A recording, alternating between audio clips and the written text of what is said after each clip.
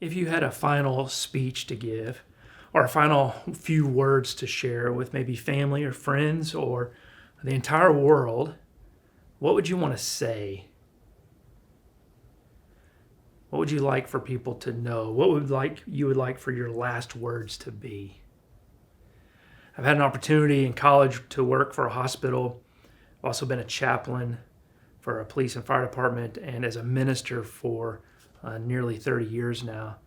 I have been in the bedrooms and in the hospital rooms in people's last days of life, and even in their last moments when they've taken their last breath of life. And it's interesting, some of the stories and some of the things that people will share in their last moments. Many times people want to express regret for things that they have done or things that they did not do.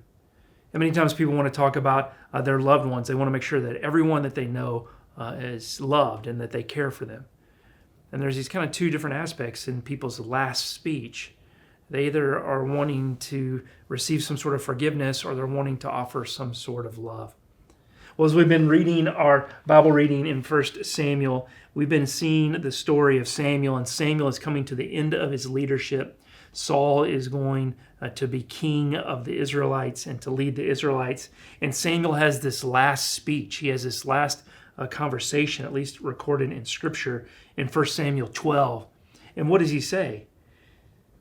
Samuel takes the time to speak to Israel, and as he's speaking to Israel, he essentially reminds them of their history. He says, look back, and as you look back, you will see that in times past, you were faithful to God. And in those moments when you trusted God, when you were living for God and you were faithful to God, life was good. Not necessarily that everything worked out, but that you were in a good place and a good relationship with God. That even when life was difficult, you were still okay because you were trusting God in those moments. He said, but then you would choose to take control of your life and you would live your own life and you would move away from God and you would lose heart and sight of God. And that's when life became more difficult and more challenging. And then in verse 14, he says this. He says, if you will fear the Lord, worship him, obey him, and not rebel against the Lord's command, and if you both, you and your king who rules over you, follow the Lord your God, all will be well. In this last speech, Samuel is reminding them, if you will just trust God, if you will follow after God, all will be well. Again, not that everything is perfect, and not all these blessings and wonderful things of life are going to happen. There are many blessings that will occur, but all will be well because you will be in the very spot that you need to be when it comes to your relationship with God. So no matter what the rest of the world is bringing on, it will be well with your soul because you are trusting and following God. And then he continues to remind them again of their history, that they had this similar history, that you followed God and things were moving in the right, good direction, but then you would want to take control of your life and you would allow the things of the world to control your life. You would place your trust in the things of the world and not of the Lord. And then again, he reminds them in verse 20. He says, yes, don't turn back from following the Lord, but serve the Lord with all your heart. Serve the Lord with all your heart. And then as he finishes up in the last part of chapter 12, he says, just do this. Just fear the Lord and serve him faithfully with all of your heart. Samuel is giving this last speech to the people, and his message is so simple, yet not always so easy to live out. Samuel is saying to the people, just fear the Lord. Serve him faithfully with all of your heart. It's that easy. Just a life of wholeheartedness to the Lord. Trust God. Serve God. Follow God with all that you are and all that you're about. And in some ways, that is the most simple message. But it becomes very difficult to often live it out, because the world would tell us to trust anything else and to be afraid of all the things of the world instead of having a healthy fear, a healthy respect for who God is. To serve God faithfully with all of your heart.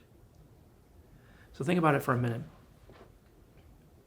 Think about as you live your life, however many days you have left, and you clearly don't know how many of those may be. It may be 1 or 2. It may be 1 or 2,000 or more days. But just think about what you're doing today, and then what you'll do tomorrow, and then what you'll do the next day. Are you living your life in such a way with a wholeheartedness to the Lord? Are you trusting God? Do you have a healthy fear and respect of who God is? And are you serving God faithfully? Because then when you get to the end of your life, and if you're giving a final speech or a final story or sharing something that is important to you, you will be able to look back on your life and to tell the people around you, you know what was most important? It was living a life that trusted God. It was living a life that was wholeheartedly in love with God and serving the Lord and being faithful to God. And so your last speech will really just be looking back at your history and saying, it was well. It was well with my soul. And I want it to be well with your soul. So trust God wholeheartedly. So what would that look like for you today? Maybe a baby step, maybe a big step. That you would trust God with every aspect of your heart, with every part of who you are. What part of your heart needs to trust God? Where can you place yourself in the service of the Lord and wholeheartedly live for God? God is worthy of our lives. You are loved, you are loved, you are loved. Allow that love to lead you forward.